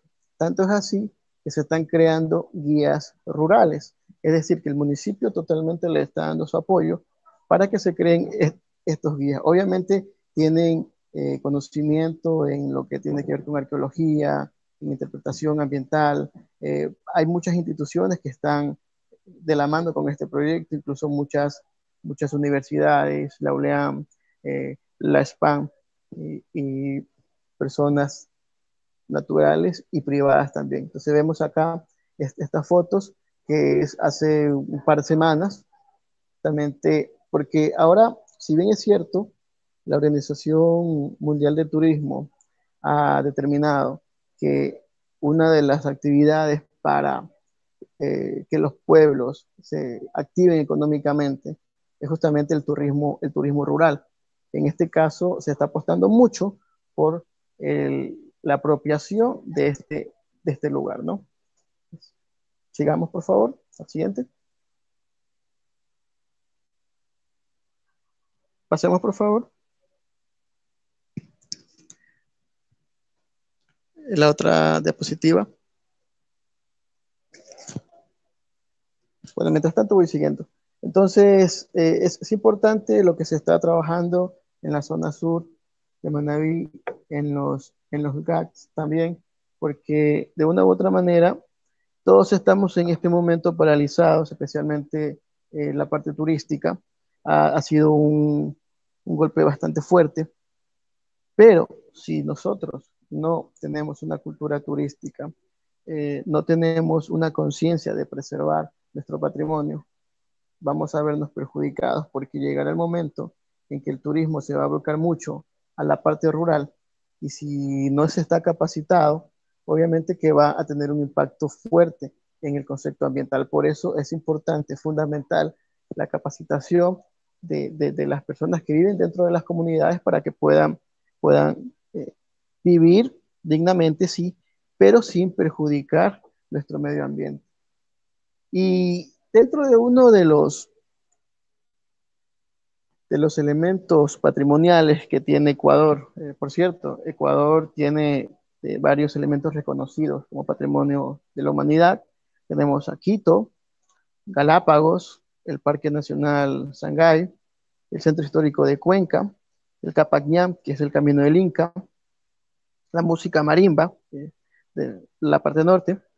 Tenemos también el patrimonio oral y las manifestaciones culturales del pueblo zápara, y el sombrero ecuatoriano de paja toquilla. Entonces, si ustedes observan en la foto, tenemos una fotografía de aproximadamente 1906 a 1910, tomada por un arqueólogo, Marcel Saville, y se pueden dar cuenta que tienen los sombreros de Montecristi, ¿no? O los sombreros de paja toquilla, porque se nace en esta zona. Entonces, es una foto de una fiesta popular muy conocida que en esta parte, que se llama la fiesta de San Pedro y San Pablo, ¿sí? Y podemos claramente identificar que era un elemento utilizado. Luego, con las construcciones de diferentes mega obras en lo que tiene que ver con la parte de América Central, estos sombreros fueron llevados mucho hacia Panamá. Y lastimosamente muchas personas se confundieron y les comenzaron a llamar los sombreros de Panamá, ¿no? Y prácticamente el mundo les conoce con este nombre, como los Panama Hats o sombreros de Panamá. Pero hay que destacar que es un elemento. Lo quise ubicar aquí porque porque está considerado como patrimonio inmaterial de la humanidad por la técnica, por el tejido. Sí. Entonces, dentro de esta paja, justamente, es una de las mayores concentraciones de esta paja. Se encuentra cerca de Manta, en la parroquia, en el centro de El Aromo, se encuentra esta paja que es bastante especial, ¿no? Entonces, obviamente, es un elemento muy importante que se tiene que reconocer a nivel internacional. La otra, por favor. Sí. Bueno, como conclusión, podemos tomar en cuenta que Manabí es un lugar lleno de historia, cultura, arte y gastronomía que merece ser conocido a nivel internacional. Posee grandes riquezas, flora, fauna. Cuenta con sombreros de Montecristi, sombreros de un alto valor histórico. En muchos países estos sombreros, por ejemplo, se los puede conseguir con un valor económico bastante alto. Se dice que incluso se han vendido sombreros en más de $20,000. ¿Sí? Y obviamente, como la paja es de acá, muchos pobladores también cuidan el sitio, porque desde El Aromo sale una de las mejores pajas que tienen para hacer este sombrero, ¿no? También hay que recordar que el reto del turismo será generar emociones que impacten de forma positiva y que sea sostenible y sustentable, ya que si no cuidamos nuestro patrimonio natural, si no cuidamos nuestro patrimonio arqueológico, si no cuidamos y si no educamos a la población, obviamente llegará un momento en que estos patrimonios, estas áreas protegidas, estos parques, prácticamente van a desaparecer. Tenemos que ser muy conscientes de que nosotros tenemos que ser los portavoces. Una de la importancia que tiene la ITEC es que se generan este tipo de conversaciones para que se multiplique la idea del cuidado del patrimonio, para que se multiplique la idea de un turismo sostenible, de un turismo sustentable, para que se multiplique el conocimiento, porque ahora muchas personas, por la nueva realidad, se van a volcar mucho en estos lugares, porque son lugares amplios, donde se respira netamente un aire limpio. Y es muy importante capacitar a las poblaciones en todo sentido para evitar también una sobreexplotación de carga y que obviamente este patrimonio se mantenga.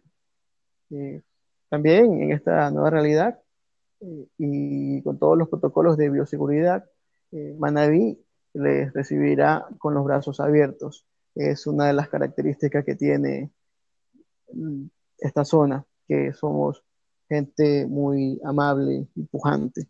Entonces, en honor al tiempo, traté de hacer un resumen muy, muy rápido, muy conciso, para seguir con la otra temática, que son las preguntas a nuestros ponentes. Muchas gracias. Tenemos aquí también mis contactos, mi correo, mi Facebook, mi número por si acaso necesitan alguna información. Muchísimas gracias.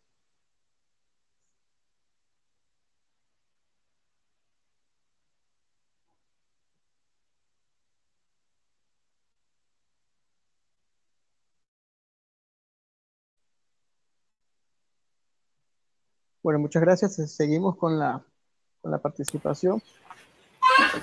Muchas gracias a usted, licenciado Freddy López, colaborador de la Academia Internacional de Ciencias, Tecnología, Educación y Humanidades, perteneciente al área de turismo, por su aportación referente al patrimonio natural en Manabí.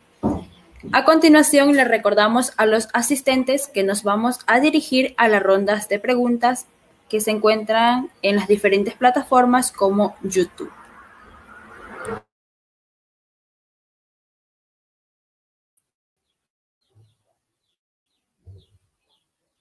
Muchísimas gracias a todos los ponentes y asistentes a este evento. Tenemos una pregunta dirigida para el doctor Castellanos. La formuló Carlos César Ayón Hidalgo desde Manabí. Doctor Castellanos, ¿cómo se debe hacer respetar y accionar las políticas públicas y por ende el Código Orgánico Ambiental en todo el Ecuador? Bueno, muchas gracias. Muy interesante la pregunta. Me parece que lo primero que se tiene que hacer es conocer, por supuesto, la legislación ambiental de Ecuador.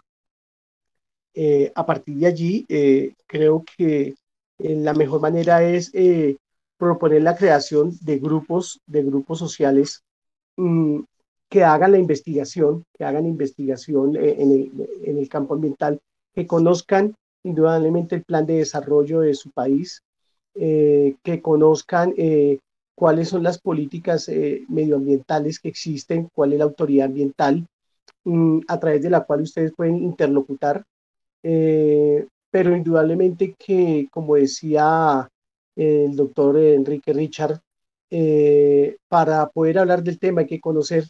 Luego, creo que la importancia de crear unos grupos de investigación muy fuertes en donde se estudie la temática, en donde se planteen unas propuestas claras y definidas, pero siempre que vayan acordes, uno, con la legislación medioambiental de su país, dos, con el plan de desarrollo que el gobierno nacional, el gobierno regional y el gobierno local hayan establecido, ¿no?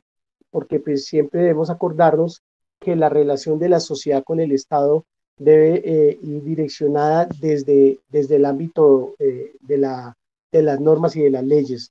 La Escuela de Líderes de las Américas para Excelencia en la Gobernanza acaba de crear su sede en Ecuador.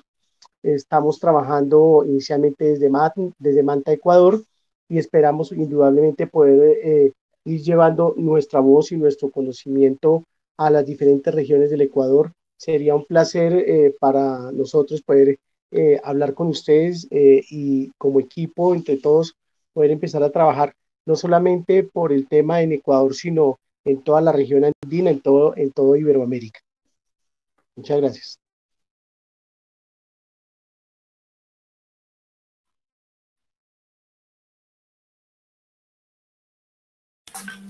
A continuación tenemos una pregunta dirigida al doctor Pedro Castellanos de James Guamán.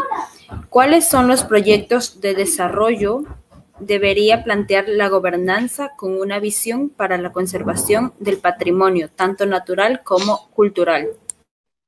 Bueno, yo diría que no existe un proyecto definido. Yo pienso que la gobernanza es la manera como se deben hacer las cosas.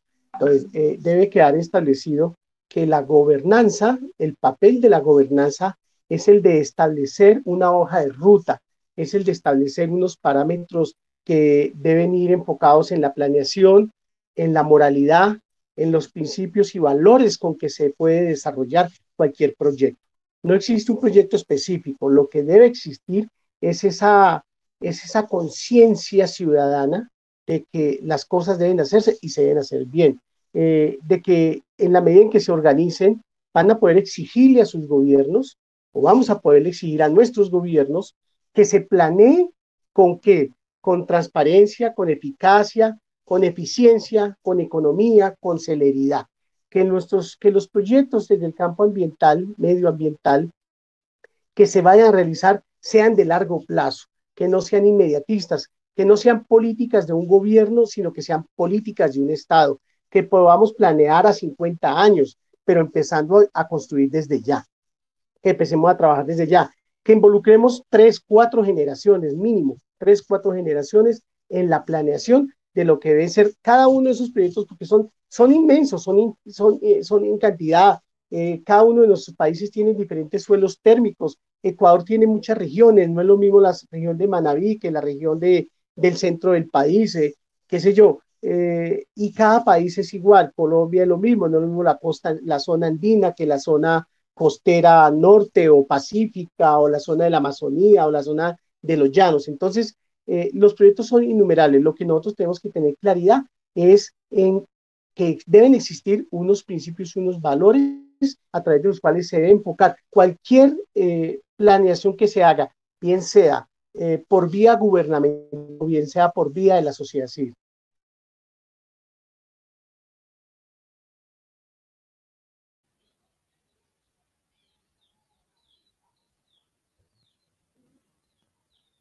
Muchas gracias, doctor Castellanos. A continuación tenemos una pregunta para el doctor Enrique Richard, realizada por Michael Tamayo. ¿Cómo contribuir a minimizar paulatinamente la cultura necrofílica en nuestros habitantes, desde la postura de las instituciones sociales y culturales? Bueno, muchas gracias por la pregunta. La cuestión aquí es que al menos Latinoamérica tiene que hacer un serio replanteo de sus instituciones educativas. Como mencioné muy brevemente en la charla, necesitamos incorporar a la naturaleza en la ecuación. Los países desarrollados están utilizando como herramienta las denominadas reservas urbanas, es decir, pequeños espacios de naturaleza dentro de las ciudades que se pueden utilizar como aulas abiertas para desarrollar biofilia y cultura de la contemplación en detrimento de la necrofilia. Pero es muy difícil sustanciar el amor por la vida en un aula de cemento con diapositivas solamente de PowerPoint o con una pizarra. Para poder desarrollar biofilia tiene que haber un contacto directo con la naturaleza. Nadie ama lo que no conoce. Entonces, esa frase nos da la solución al problema. Si queremos amar algo, la naturaleza, tenemos que conocerla, pero no en fotos. La tenemos que conocer en vivo y en directo. Tocarla, olerla, palparla, disfrutarla, visualizarla, oírla. Mientras eso no pase, es muy difícil que haya un cambio actitudinal social.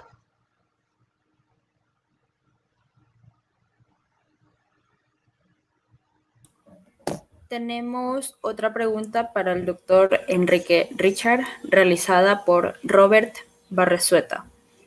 ¿Cómo dejar de consumir estos medios alimenticios o qué hacer para una buena conservación? ¿Medios alimenticios? ¿Cuál medio alimenticio, si me pudieran aclarar? Doctor, imagino que se refiere a las imágenes que usted mostró de cerdos decapitados, cadáveres de animales en general, en mercados. Bueno, el tema no pasa por no consumir unas buenas costillitas de cerdo, ¿eh? El tema pasa por educar. El problema, ¿cuál es? Si una mamá lleva a su hijo, a un niño de 5 o 6 años, a un mercado, el niño ve muerte por todas partes y termina pensando que la vida, el único valor que tiene es cuando está muerta, no cuando está vivo.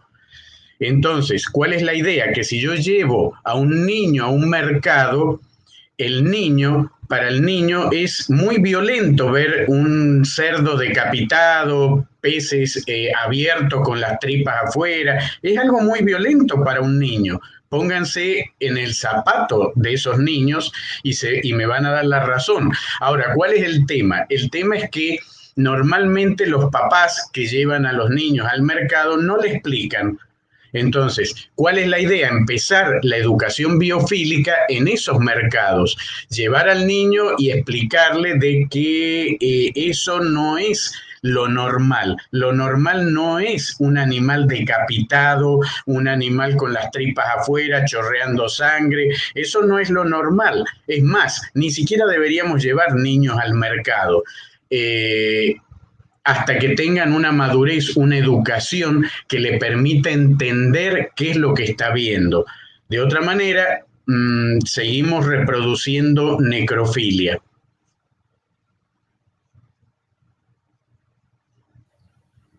Muchas gracias, doctor Richard, por su aclaración. A continuación, tenemos una pregunta para la ingeniera Desiree García, realizada por Carlos César Ayón. ¿Cómo se debe preservar el patrimonio natural o el lugar en el que se reside? ¿Qué estrategias están realizando dentro de la ONG a la que usted pertenece? Bueno, gracias por la pregunta. Una de las maneras para conservar el patrimonio natural es tener esta participación ciudadana. Sí, bien es cierto, nuestros gobiernos o nuestros municipios manejan ciertos espacios que son totalmente protegidos. La idea es tratar de involucrarse de una forma que en los proyectos no tengamos participación. Nosotros tratar de involucrarnos. ¿Cómo? Mediante la participación ciudadana, haciendo un diagnóstico de nuestro territorio, preguntándonos qué cosas están mal dentro de lo natural y qué cosas podrían mejorar dentro de mi territorio, ¿no? Esta es una de las formas de cómo activarse también. Otra de las formas es articularse a grupos que estén activos de organizaciones, que tengan proyectos en común, a través de la academia, también a la universidad donde se estudió, digamos, ese puede ser un buen alcance. Y bueno, dentro de la organización en la que estamos liderando, junto a otros compañeros, hay algunas estrategias. Primero, esta organización es una plataforma de organizaciones, ¿no? Nació por el hecho de que siempre se trabaja a veces la naturaleza de forma aislada entre organizaciones, ¿no?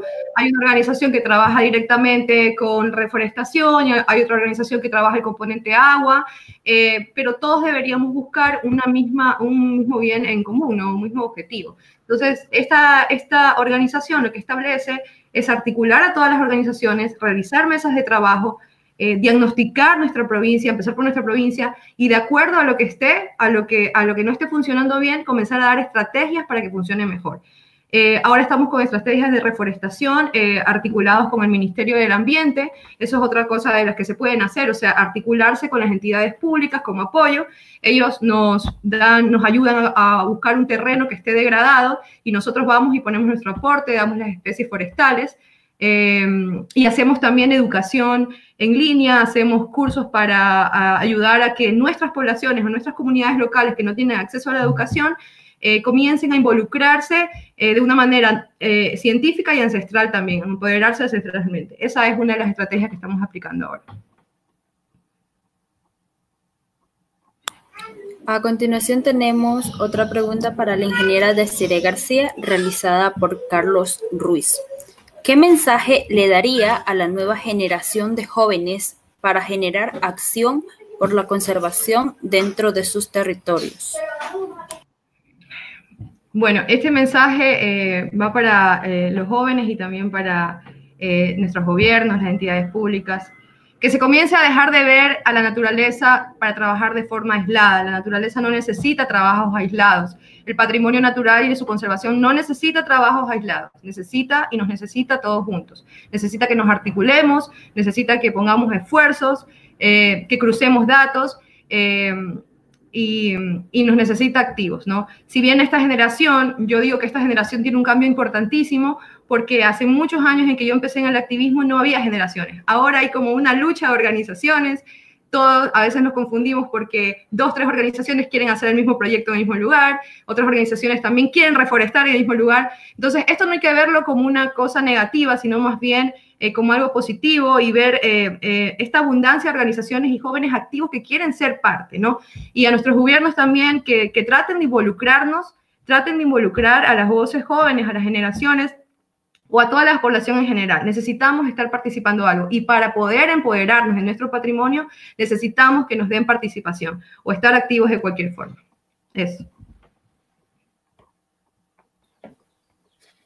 Agradecemos a este excelente grupo de ponentes, a los asistentes pedimos disculpas pues por cuestiones de tiempo, hay ciertas preguntas que se han quedado sin responder, pero serán debidamente respondidas cuando reciban su certificado vía email, en este caso.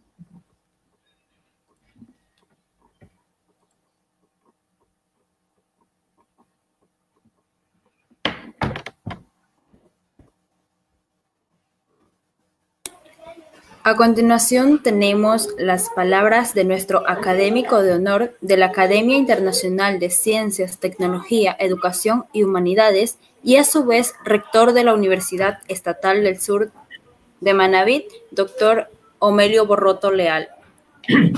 Bueno, a mí me indicaron los organizadores que eran una intervención breve de 5 minutos, cuando más. Lo primero es felicitar al doctor Hoyos por haber incluido este tema tan trascendente para el futuro y que también explicado por nuestro conferencista. Creo que hay alrededor de 500 personas que han estado participando, lo cual demuestra un interés por este importante tema. Segundo aspecto, hay que hacer una educación integral para conservar el patrimonio natural, para la naturaleza. Eso, como se explicaba por Gina y por otro de los excelentes conferencistas, Enrique también lo decía, tiene que llegar a la población, tiene que llegar a las comunidades, tiene que ser a todos. No es solo las ordenanzas, no es solo los documentos oficiales de las leyes, tiene que llegar a una cultura, a una conciencia. Yo personalmente, con mucho respeto, he estado planteando que los planes de ordenamiento territorial de Ecuador son excelentes, pero, se lo he dicho en 2 ocasiones a ministros de gobierno, no llegan hasta las comunidades, porque se hace el plan a nivel del país, el plan a nivel de la provincia, el plan a nivel del cantón, el plan a nivel de la parroquia, y no llega a la base, que es la comunidad, que es la que lleva el trabajo principal. Yo pienso, estamos haciendo el plan de desarrollo de Puerto López, me agradó mucho ir a hablar de Machalilla, Aguas Blancas, todo lo que ustedes han explicado. El alcalde, el señor alcalde tuvo la visión de pedirle a la universidad que ayudara a hacer el plan, porque los que lo van a hacer son ellos fundamentalmente. Yo pienso que en todo Ecuador y en toda América Latina y en todos los países las universidades debíamos estar haciendo y participando en los planes de desarrollo para aportar con el conocimiento, para ayudar a hacer esos planes y para que no sean documentos guardados en los escritorios, porque en mi modesta opinión, en la mayor parte de los lugares están guardados en los escritorios.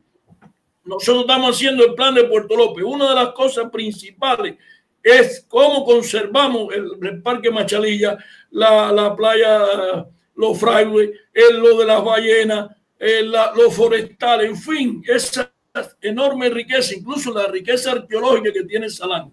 Y nosotros tenemos que luchar porque eso llegue a la comunidad, a la base. Diciendo, como los conferencistas planteaban, tiene que haber un equilibrio, tiene que haber la palabra sostenibilidad, no puede ser un eslogan, tiene que haber un equilibrio social, económico, cultural, institucional. No vamos a lograr la batalla. Por otro lado, la academia tiene la responsabilidad. Por eso felicitar al doctor Hoyos de incluir este tema. Creo que las universidades y toda la educación tenemos que jugar un mayor papel para ir a la sociedad del conocimiento. Yo decía ayer en un evento sobre vinculación con la sociedad que el problema no se resuelve solo con los PhD, solo con los másteres, solo con ingenieros. No, el problema se resuelve cuando la sociedad completa se convierte en una sociedad del conocimiento. Nosotros hemos hecho 30 escuelas de liderazgo y emprendimiento. Creo que estos temas tenemos que fortalecerlos más. Ahora vamos a hacer 25. Mañana doy clase yo en una comunidad, como decía el doctor Enrique muy correctamente, para amar algo hay que conocer. Y además, yo sé que estamos en el problema de la pandemia, tenemos que protegernos, tenemos que ser disciplinados, pero hay que ir a los sectores agrícolas y hacer actividades presenciales. Hay que ir, porque además no puede ser que usted lo capacite a ellos por internet, que en esos lugares ni siquiera hay internet. Nosotros tenemos la obligación, la academia, de ir a esos lugares y no solamente de enseñar estas cosas, sino de aprender también con ellos. Quisiera decir que, en mi opinión, los Objetivos de Desarrollo Sostenible de las Naciones Unidas tenemos que darle más jerarquización en todo, en las universidades, en los GAT municipales, en los GAT parroquiales, en las escuelas. Son 17 Objetivos de Desarrollo Sostenible y empieza precisamente con la pobreza. Nosotros no vamos a lograr tampoco si no hay un desarrollo armónico. Yo estuve en la Amazonía un año y sufrí ahí con la frontera agrícola, pero también la frontera agrícola y los problemas de deforestación tienen que ver con un problema de carácter económico y social. Lo sufrí también un año y 4 meses que estuve en el Carchi. Ahora estoy en el sur de Manabí, que cuando los árboles, eso que se habló de los ceibos, el patrimonio cultural como tal, el patrimonio natural, porque lo natural también es parte de una cultura como tal. Quiero felicitarlos en este sentido y debemos comprometernos, salir de este evento a reforzar nuestros planes de acciones, a que estos sean temas transversales en todas las instituciones. Como decía Gina también, esto hay que ir integrado. Eso de decir voy a mi proyecto, voy a mi institución, no, tiene que integrar. Por eso yo defiendo tanto los planes de ordenamiento territorial, porque el plan de ordenamiento territorial es el que obliga a integrar a todo el mundo con la participación de la sociedad. En el plan que estamos haciendo en Puerto López, la universidad está ayudando a hacerlo. Lo hemos hecho con matriz DAFO desde las comunidades. Estamos elaborando la estrategia. La universidad va a ayudar al señor alcalde y a su colectivo a implantar ese plan. Y le hemos propuesto también evaluar el plan e informarle a la población cada cierto tiempo cómo van estas cosas. Y por supuesto que todo lo que ustedes han tratado hoy son parte consustancial de esos planes. Los felicito de todo corazón a los ponentes por las brillantes exposiciones, a los que han estado conectados a este evento, porque este es un tema de futuro, que nos tenemos una alta responsabilidad con las nuevas generaciones, de no decir después, aquí hubo tal cosa y hoy no hay, aquí no hay desarrollo sostenible, aquí no están la riqueza forestal, aquí no está la riqueza marina, como se explicaba también. Muchísimas gracias y perdónenme si me pasé de los 5 minutos, por que ustedes los entusiasman tanto a uno con estos temas, que uno quisiera estar hablando más de 5 minutos, mucho más, para reiterarle el reconocimiento y la satisfacción de haber aprendido con ustedes una vez más, con el doctor Hoyo y con los brillantes conferencistas. Muchas gracias. Muchas gracias a usted, estimado rector, por acompañarnos en esta jornada.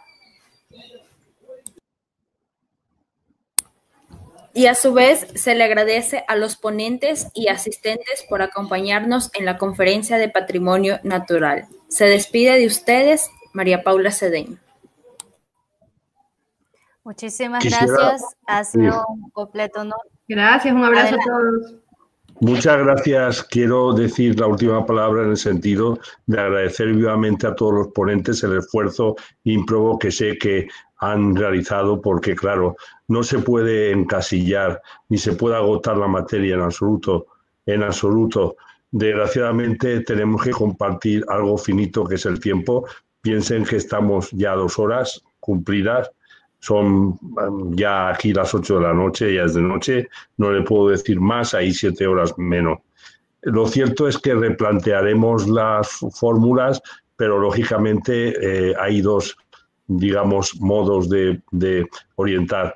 Una conferencia multilateral de varios ponentes, en cuyo caso, claro, sería las sesiones de varios días de un congreso, o bien esta fórmula que intentaremos aligerar, dosificar al máximo sin intentar coartar el logos de nadie en absoluto, Dios nos libre. Al contrario, pensemos en lo positivo, en todo lo que hemos aportado y en que, en definitiva, el conocimiento y la cultura no tiene límites, no se puede poner límites. Muchísimas gracias y les esperamos en la próxima sesión sobre sanidad, sobre salud y bienestar en la época del post-COVID, que tendrá lugar el 29 de septiembre en esta misma institución. Muchísimas gracias y que les vaya muy bien.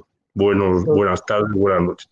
Muchas gracias. Doctor Hoyo, doctor Omelio, Dios les bendiga. Jessica, muchas gracias. Richard. Muchas gracias.